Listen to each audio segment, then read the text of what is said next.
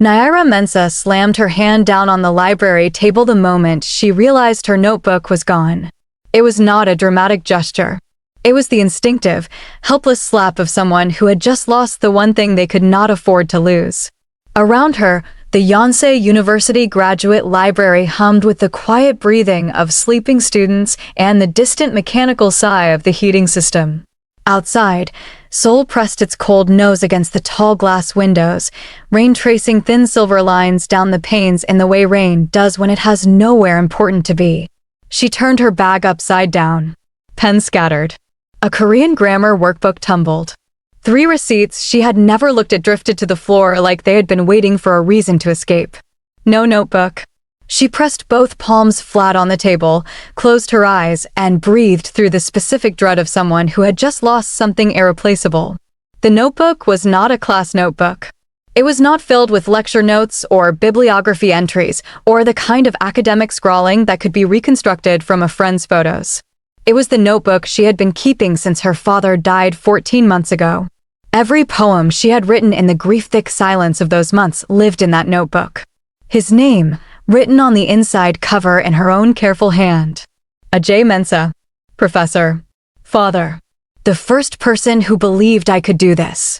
She opened her eyes. That was when she saw him. He was sitting at the window seat directly across the room, the one framed by 2 tall shelves of legal journals that nobody ever touched. He was always there. She had noticed him before, in the way you notice a piece of furniture that has been in the same place so long it starts to feel structural, like if you removed it the room would tilt. He was there every night she visited the library, which had been every night for the past 3 weeks since she arrived in Seoul and discovered that the scholarship apartment she had been assigned had walls that seemed to absorb silence and give it back heavier. She came to the library because it was the only place in the city where the loneliness felt shared rather than singular. He was bent over a thick law textbook, writing something in the margin. His handwriting was small and precise, the kind developed by someone who had decided long ago that neatness was a form of control. He wore a plain dark sweater. His jaw was sharp enough to look like it had been put together with intention. He had never, not once in 3 weeks, spoken to anyone. She had watched, without meaning to. She had seen the librarian, a small woman named Park who wore reading glasses on a chain and moved through the shelves like she was part of the architecture, leave a cup of hot tea on his table without being asked. She had seen him nod his thanks.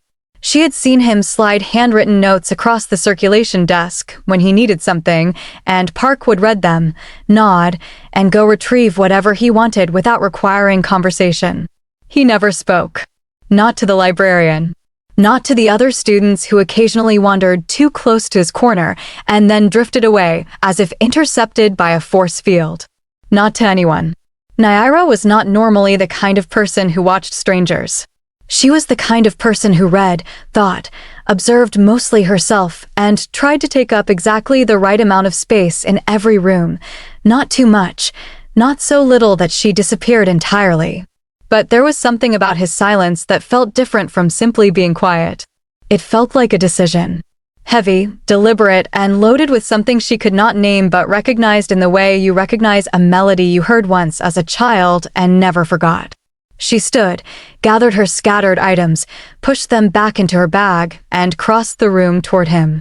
He did not look up until she was 2 feet from his table, which told her he had been aware of her approach from the moment she moved. His eyes, when they lifted, were dark and steady, not cold the way people described them in the whispered warnings she had started collecting like pressed flowers since her first week, just still. Still the way very deep water is still. Whatever was underneath was not visible from the surface. She said, in Korean that she was still learning to trust, "Excuse me. Have you seen a notebook? Brown cover. About this size." She held up her hands to approximate the dimensions. He did not speak. He looked at her for a moment that was long enough to be intentional, then he reached down beside his chair and brought up the notebook. Her notebook. He placed it on the table between them and slid it 2 inches in her direction, and then he went back to his textbook as if the exchange had been no more significant than returning a borrowed pen. Naira picked it up and checked the cover. Her name written in the corner in her own hand. She opened it to the inside cover, where her father's name was written, and felt the specific relief of recovering something that mattered. She looked at him. He was reading. "Thank you," she said, in English this time, because she wanted to be certain of being understood. He did not look up. But there was a small, barely perceptible tilt of his head, the kind of acknowledgement that people who do not use words develop to fill the spaces words would otherwise occupy. She took it as a "you're welcome" and went back to her table. That night, back in her cold apartment, she opened the notebook to write and found something she had not put there. On the page immediately following her last poem, the one she had written about the particular silence that follows a phone call delivering terrible news, there were 4 words written in small, precise handwriting that was not hers. This poem carries weight. She sat with those 4 words for a long time. She was not frightened.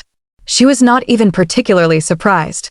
She was, more than anything, moved in the quiet, specific way that happens when someone sees something in your work that you were not sure was visible. She found a pen. She wrote beneath his 4 words. It was heavier to write it than to carry it. The following evening, she left the notebook on his table when she arrived, open to that page, before going to her own seat. When she came back an hour later to retrieve it, there was more. He had written, "Things that take weight to write usually do not need many words. Your poem uses 8 lines. Most poets would have needed 40. She sat down across from him without asking permission. He looked up. She held the notebook so he could see that she was pointing at his writing. She said, quietly, "You read it." He picked up his pen and wrote on a fresh square of notepaper that he tore from a small pad beside his textbook. "I found it on the floor near your chair.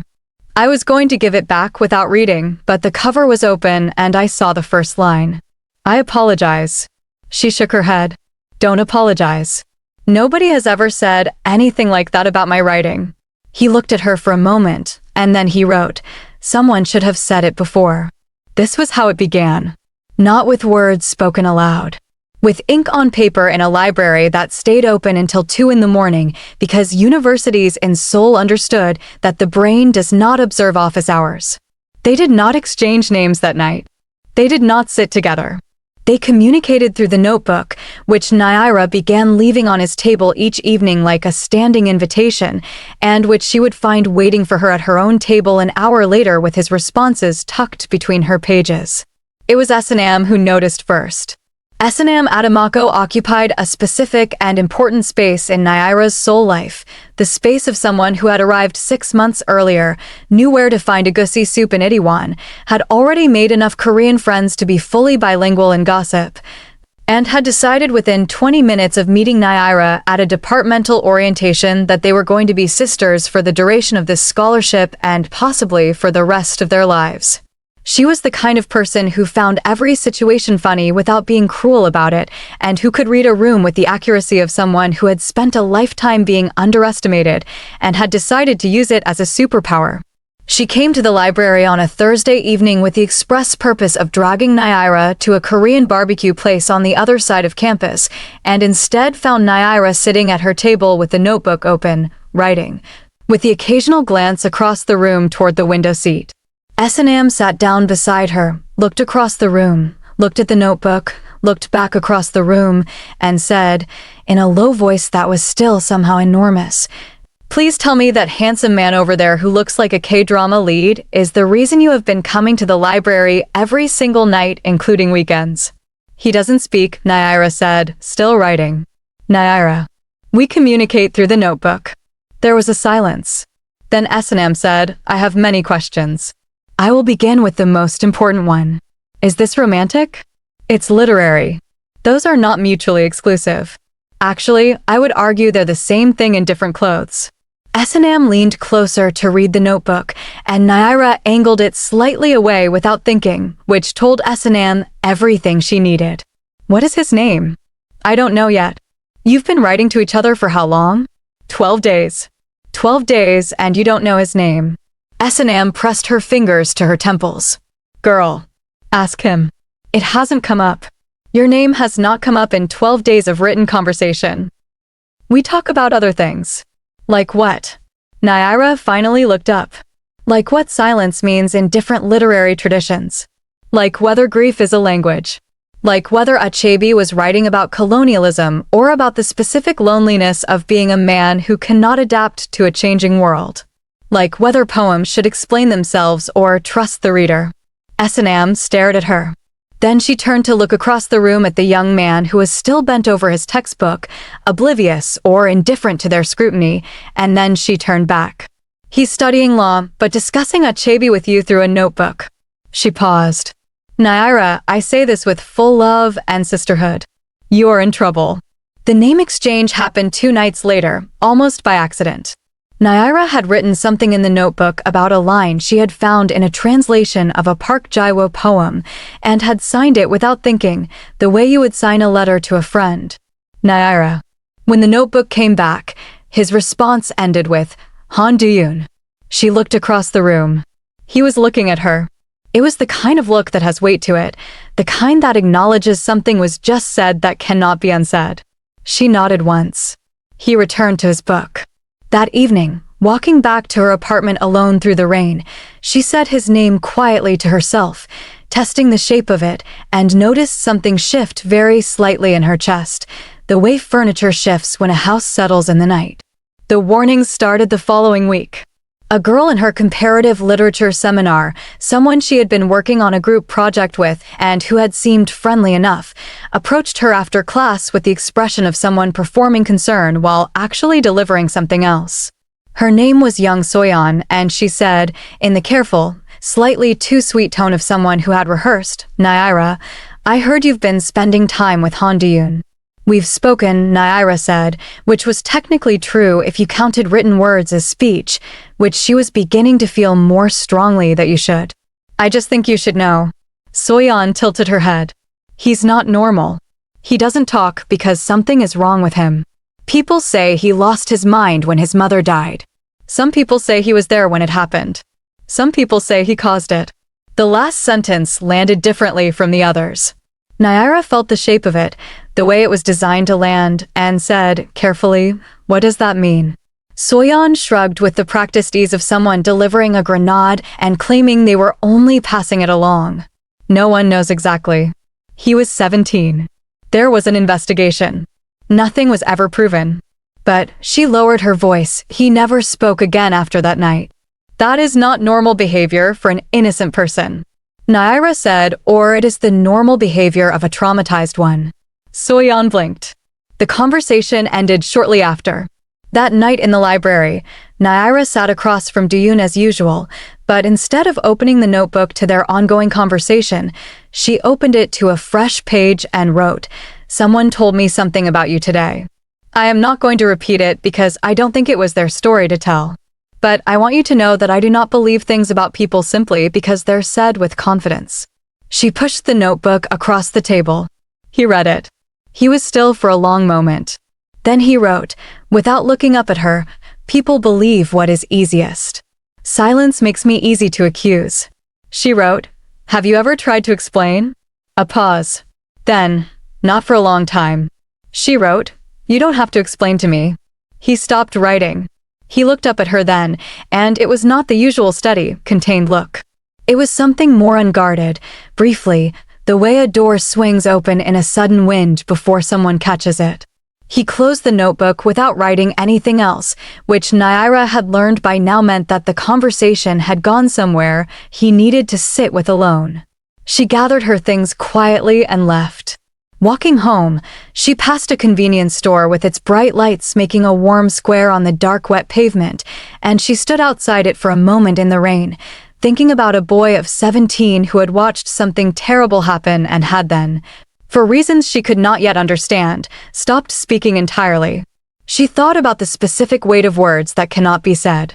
She had spent 14 months carrying the weight of things she had wanted to say to her father after the diagnosis, the things she had started saying and then swallowed because there was never enough time.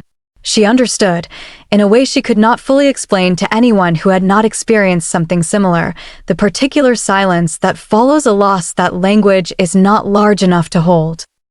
She went into the convenience store and bought ramen and a banana milk that she did not particularly want, and stood at the counter eating it, and thought about Han Do-yoon.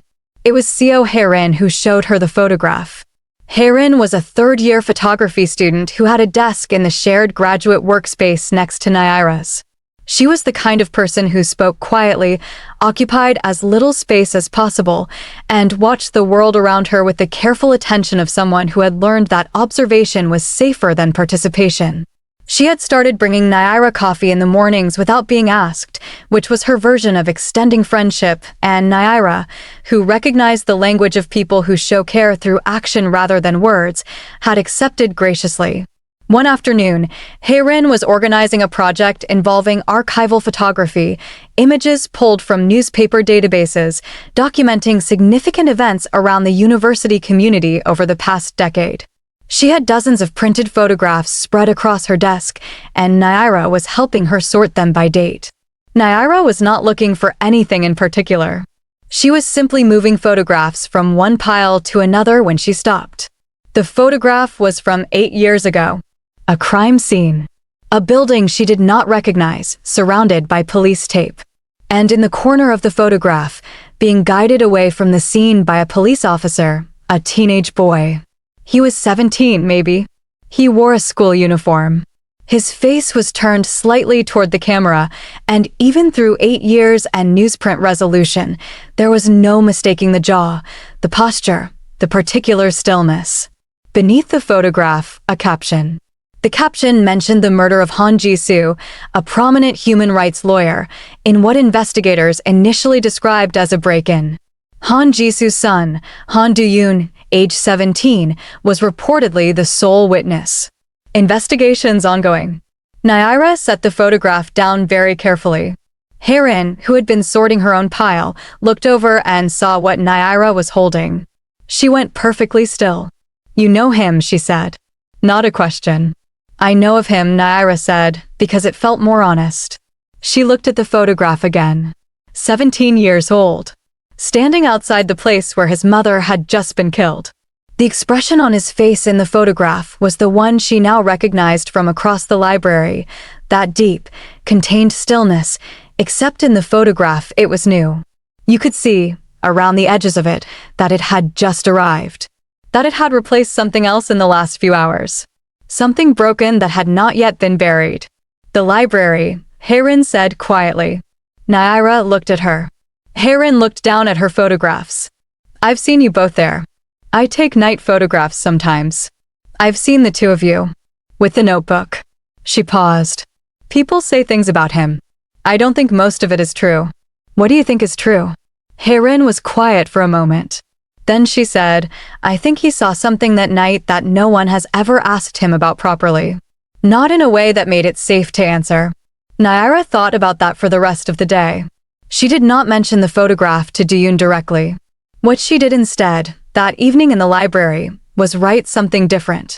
She wrote, "My father died 14 months ago. He was a professor. He always said that the bravest thing a human being can do is carry something too heavy and not let it crush their love for other people. I think about that a lot. I think about what it costs to keep loving after a great loss." She pushed the notebook across. He read it slowly. She watched him read it, the way his eyes moved across the page, the way his hand stilled on the table. He was quiet for a long time before he picked up the pen. He wrote, "I have not loved anything without fear since I was 17. She wrote, "What happened to you at 17? Another long pause. The longest yet. She thought he might close the notebook. Instead, he wrote, "Something I have not put into words. Something I am not sure I have words for." She wrote, "You don't have to put it into words tonight." He wrote, "I don't know when I will be ready." She wrote, "I will be here." He looked up. She held his gaze. Around them the library moved in its slow nighttime breathing, and nobody watched, and nobody interrupted, and in the space between two people who had both learned the particular vocabulary of surviving losses that language was not built to carry, something settled into place. The following weeks moved in the way that important periods of life often do, faster than you expect while you are inside them and slower when you try to reconstruct them afterward. They found a rhythm. They arrived at the library at the same time, ostensibly separately, sat at their respective tables. and pass the notebook back and forth through the simple mechanism of leaving it on the edge of whichever table they were abandoning when they went to get water or return a book. The librarian Park, who saw everything and said nothing, had begun leaving 2 cups of tea without being asked. Diyun wrote about his mother the way you write about someone who is so large in your memory that describing them directly feels insufficient, in fragments. She liked jasmine tea. She argued cases in the same tone she used to scold me, which means she was terrifying in court. She believed that the law was not a set of rules, but a set of promises a society makes to its most vulnerable people. He wrote, I became a law student because I did not know how else to stay close to her. Naira wrote back, my father said that the best thing a person can do with their grief is put it to work. I am doing a doctorate in comparative literature because he believed stories were the first law humans ever made. Narrative is justice. He would have liked that phrase. Diyun wrote, he sounds like someone my mother would have respected. Naira wrote, I think so too. She started noticing she was being followed on a Wednesday in October, 2 months into her arrival in Seoul. It was subtle enough that she might have dismissed it as the particular hyper-awareness of a foreigner in an unfamiliar city, the heightened sense of being visible that comes from being black in a space where that is uncommon. But it was too consistent. The same figure at the bus stop. The same car that seemed to turn when she turned. A phone call to her mobile from an unknown number that disconnected the moment she answered. She told S&M first. S&M, to her credit, did not minimize. She sat across from Naira in the campus cafe with both hands wrapped around her cup and her expression very serious, which was unusual enough to underline the severity. How long, she said. About a week that I've been certain. Possibly longer. Diyun. What? This is connected to Diyun, S&M said flatly. You don't just start being followed out of nowhere. What has changed in the last few weeks? You've been spending time with a man who has a dead mother and a buried investigation and people warning you away from him. Naira, this is connected. I don't know that. I know that. What does your gut say? Naira was quiet. Her gut said the same thing S&M was saying. It had been saying it for 3 days. I need to find out more about his mother's case. Yes, S&M agreed. You do. Carefully. And you need to tell him someone is following you. I can't do that through a notebook. No, S&M said. You cannot. The following evening, Naira sat down not at her usual table, but at his. She had never done this before. He looked up from his book when she sat, and his expression held the brief surprise of someone whose established geography has just been altered without warning. She put the notebook on the table between them and wrote, Someone has been following me. I think it may be connected to you. I am not saying this to alarm you. I am saying it because I think you deserve to know. He was very still while he read this. His hand, which had been resting loosely on the table, closed slowly around his pen until his knuckles changed color slightly. He wrote, How long? She wrote, A week certain. Possibly longer. He wrote, I was afraid something like this would happen. She wrote, Why? He did not answer immediately. He sat back slightly and looked at the window, the rain-blurred street lights beyond it making soft orange galaxies against the dark glass. Then he reached for the notebook and wrote something longer than anything he had written before. He wrote, My mother was killed because she was about to prove that a man named Jang Muwon, a very powerful man, had been taking bribes from criminal organizations to dismiss cases involving their members. She had documented proof. 2 weeks before she was ready to file, she was murdered. The police said it was a robbery. I was there. I saw what happened. I saw the man who did it. He looked at me. He knew I saw him. And then he left. And the police were told it was a robbery, and they wrote it as a robbery, and nobody ever asked me what I saw because the people who would have asked were afraid of the people I could have named. He stopped writing. He put the pen down. He looked at the table. Naira read it twice. Then she looked at him and she wrote, You have been carrying this for 8 years. He looked at what she had written. He nodded, once, barely perceptibly. She wrote, And you stopped speaking because. He picked up the pen. He wrote slowly, Because I tried to speak. 3 times. To 3 different people. And each time I was told to be quiet in ways that made it clear that speaking would cost me something I could not afford to lose. The third time, I was 16, and someone said something to me that made me understand that the truth I carried was more dangerous than the silence. And so I chose the silence. And then it chose me back. And it became, over time, something I could not fully break even when I wanted to. She sat with that for a long moment. Outside, the rain intensified, throwing itself against the glass with sudden vehemence. She wrote, "Selective mutism." He wrote, "The therapist I saw twice before the session stopped, yes. That is the clinical name for it." She wrote, "And the man who came to your mother's office that night. You know who he is." He wrote, "I know exactly who he is." She wrote, "He is still powerful." He wrote, "He runs the most influential legal foundation in the country. He gives awards. He is in photographs with ministers. He is, as far as anyone visible to the public can see, one of the pillars of the legal establishment my mother spent her life trying to hold honest." Naira looked at him. He was looking at the table, but his jaw was set in a way that had nothing to do with emotional control and everything to do with 8 years of knowing something that the world had been allowed to not know. She thought about her father. She thought about justice as narrative. She thought about the first law humans ever made, which was this, that what is true should eventually be said. She wrote, "I want to help you." He looked up sharply. She wrote, "I am not saying that lightly, and I am not saying it because I have any illusion that this is simple. I am saying it because I am already being followed, which means I am already involved whether I do something with that or not. And because I believe you. And because someone should have helped you a long time ago." He read this. He read it again. He looked at her with that unguarded look that she had seen once before, the door swinging open. Then he picked up the pen and wrote, "You should not put yourself in danger because of me." She wrote, "Tell that to the man following me." Something happened in his face then. It was not quite a smile, not the full warmth of it, but the shadow of one, the suggestion of what a smile would be if it had been living in a dark place for 8 years and was just beginning to remember the direction of light. She wrote, "Also, you smiled. That is noted." He wrote, "It has been a long time since something made me want to." This was when she understood that she was in a great deal of trouble, in the way S&M had predicted, in the way that is not actually trouble at all, but feels enormous anyway.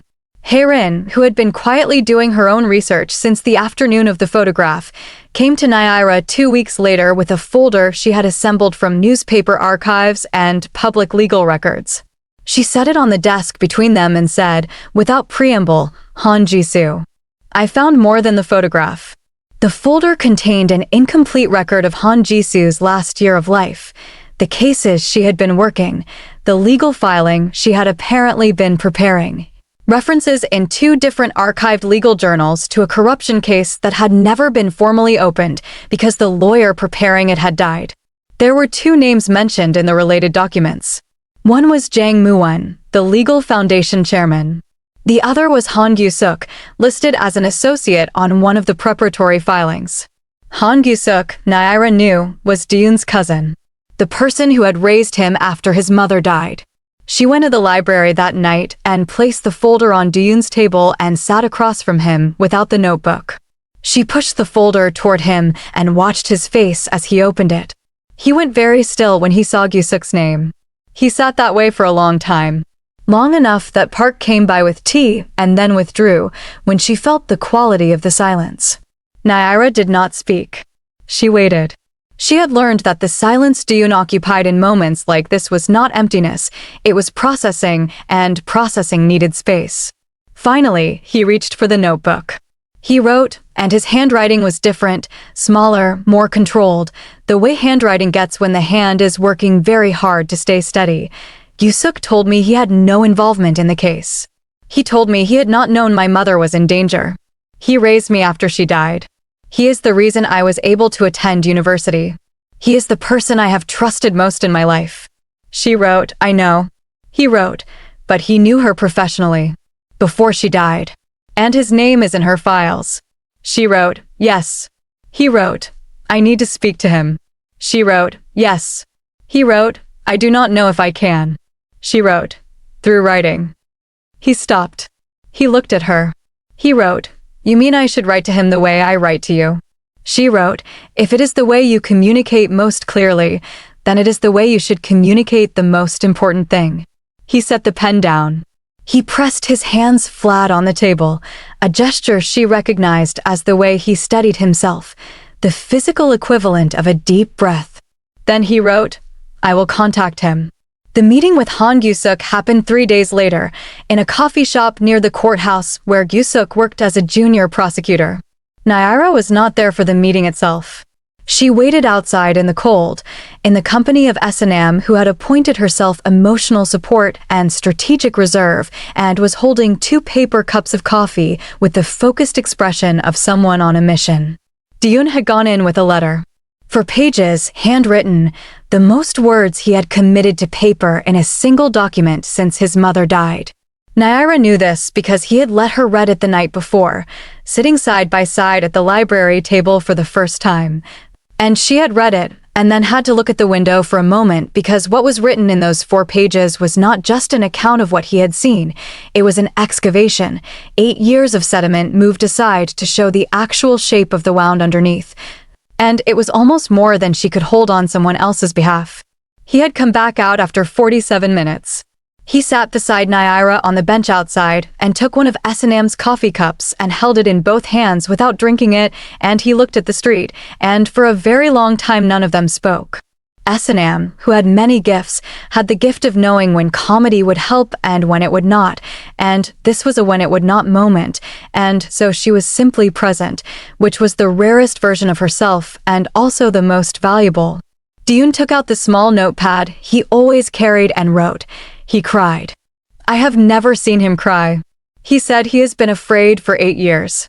He said he has evidence he did not submit because he was afraid of what Muon would do. He said he has been keeping it. He said he has been waiting for someone with enough to make it safe to bring it forward. Naira read this. Then she wrote back, What did you say? He wrote, I wrote to him. I said, I have waited 8 years to be safe, and I have decided that I am not willing to wait any longer.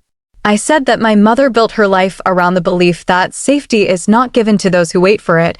It is claimed by those who are willing to move toward the truth and pay the price of moving. He looked at her when she finished reading that. She looked at him.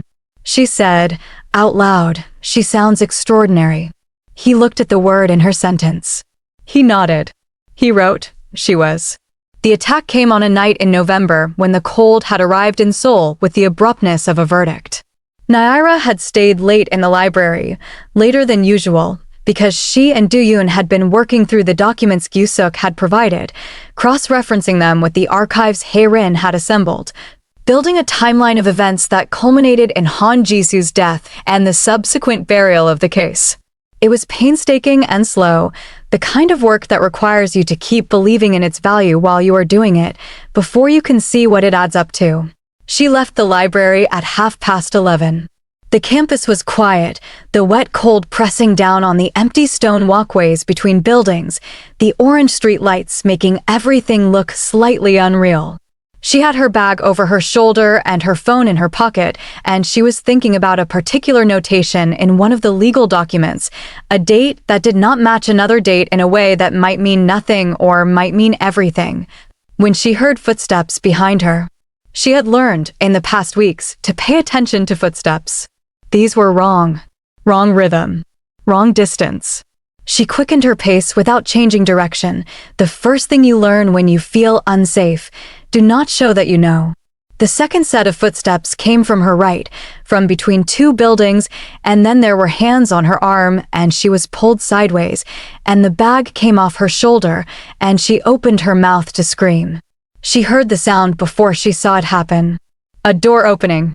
And then running. A different set of footsteps, fast and purposeful, and the hands on her arm released, and she was stumbling against the wall of the building, and she turned.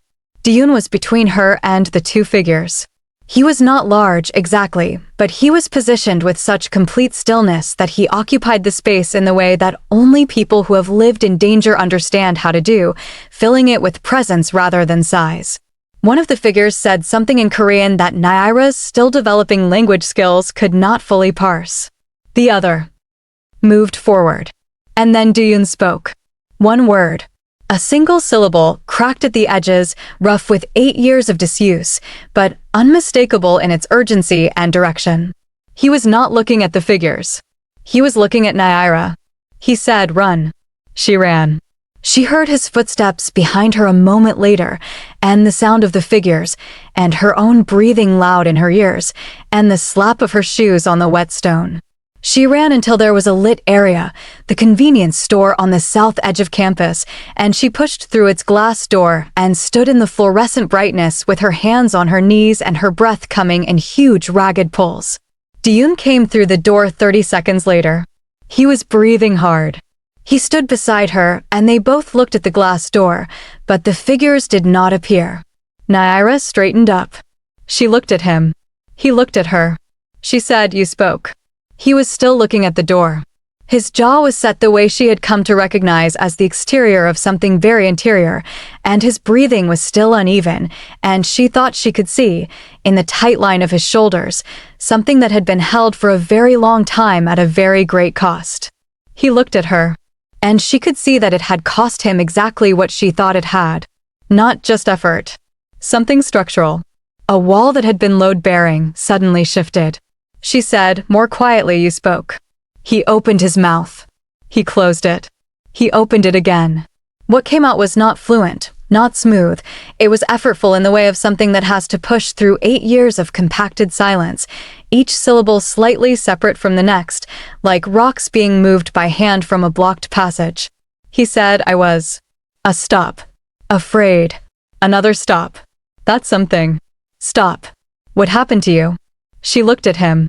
His eyes were wet, she thought, or maybe that was the light, and his hands were shaking slightly. She thought about everything it had taken to produce those 14 words, and she felt the specific weight of them, each one costing more than the last. She said, very carefully, "Thank you." He nodded. He pressed his lips together.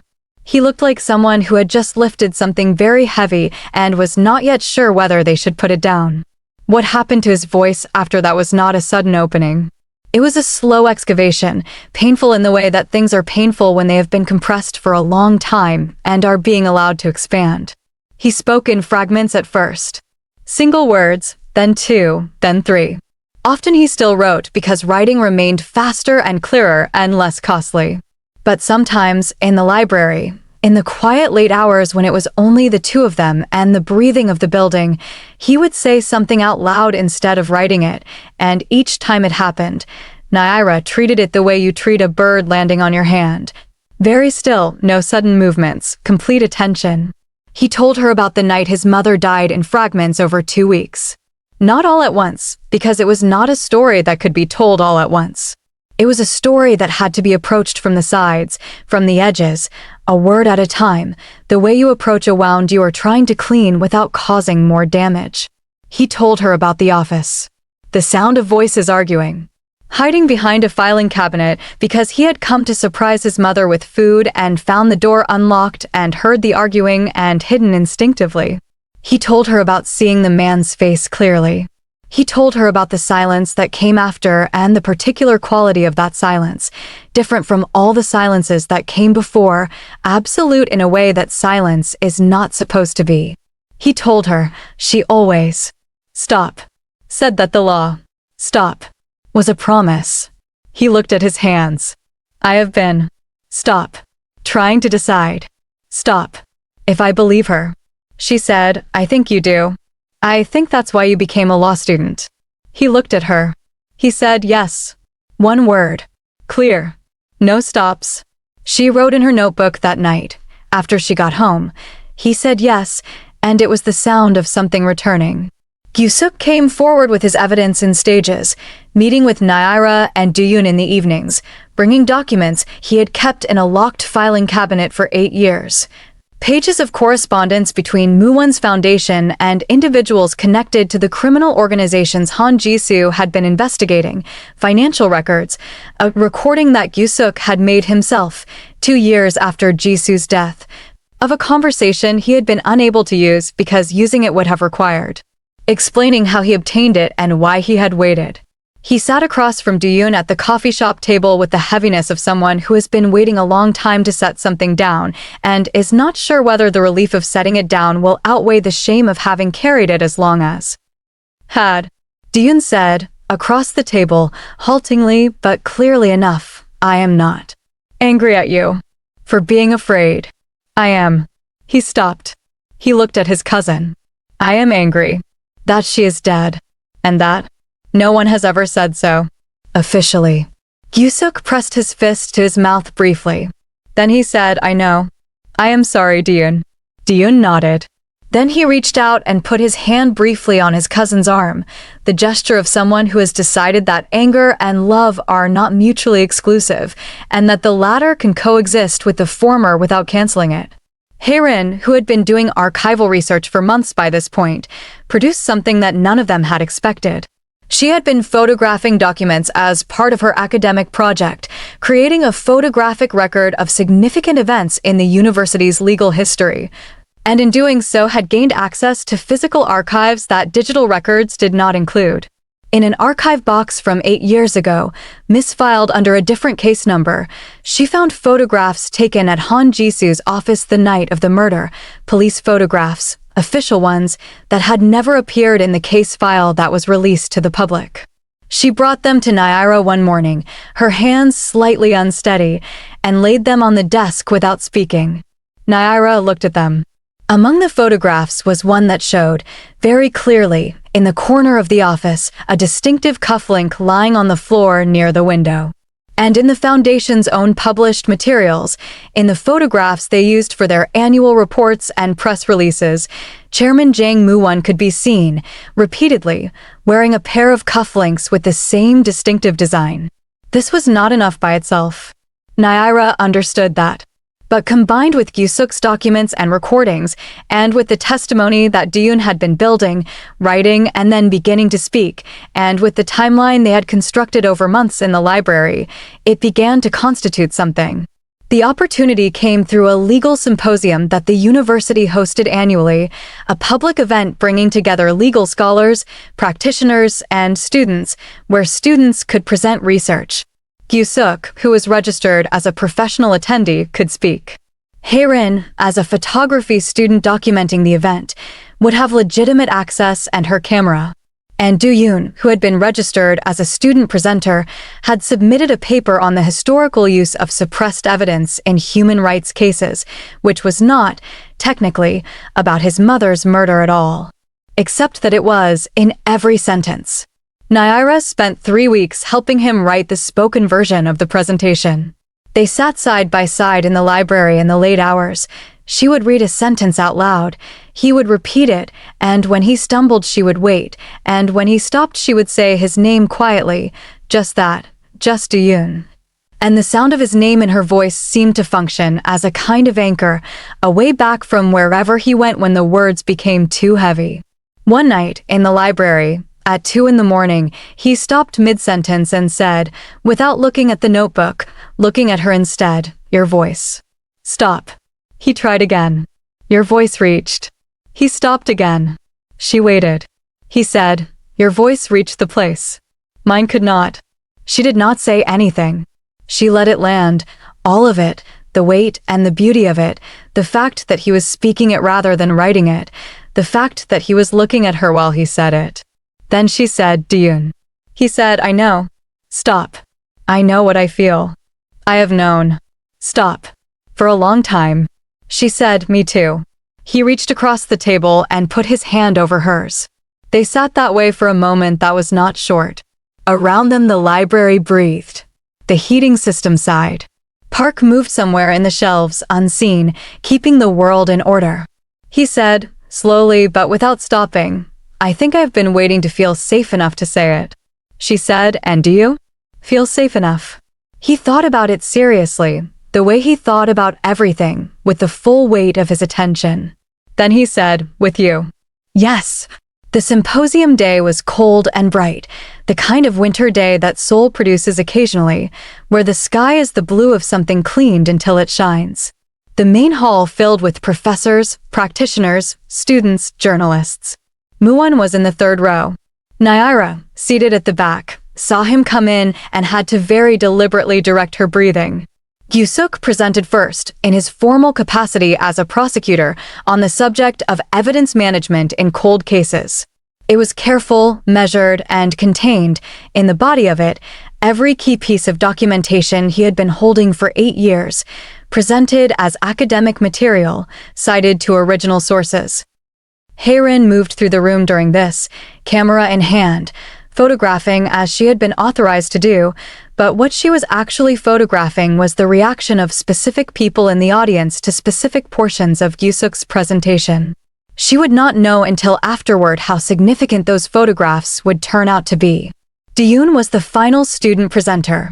Naira watched him walk to the front of the room, and she was aware of the quality of the silence in the hall, which was the silence of people who had heard his name and expected something and were not sure what. He stood at the podium and looked at his notes, and she could see, from the back of the room, the specific stillness of someone gathering themselves from the inside. He began speaking. It was not perfectly fluent. There were pauses that were longer than academic pauses. There were moments when he stopped and seemed to be pressing through something. But his voice was clear. It carried. It said, "My mother was a human rights lawyer who died before she could finish what she started. I am going to finish it for her."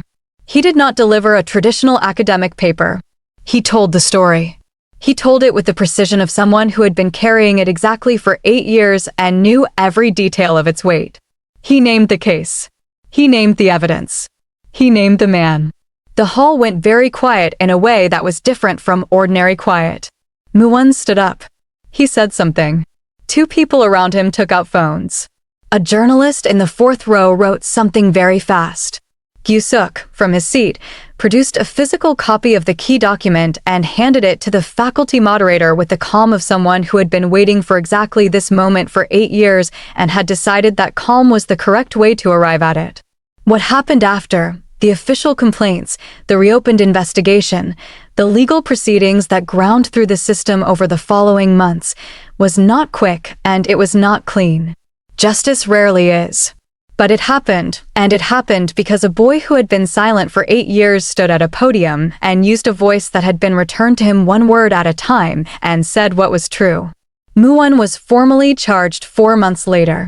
Cha Yun-soo, whose family had connections to the foundation and who had spent 2 weeks during the preparatory period sending Diyun increasingly desperate messages demanding he not do what he was about to do, went very quiet after the charges were filed. Gyusuk was investigated for withholding evidence, a process he faced with the resignation of someone who had known this accounting was coming and had decided that it was fair.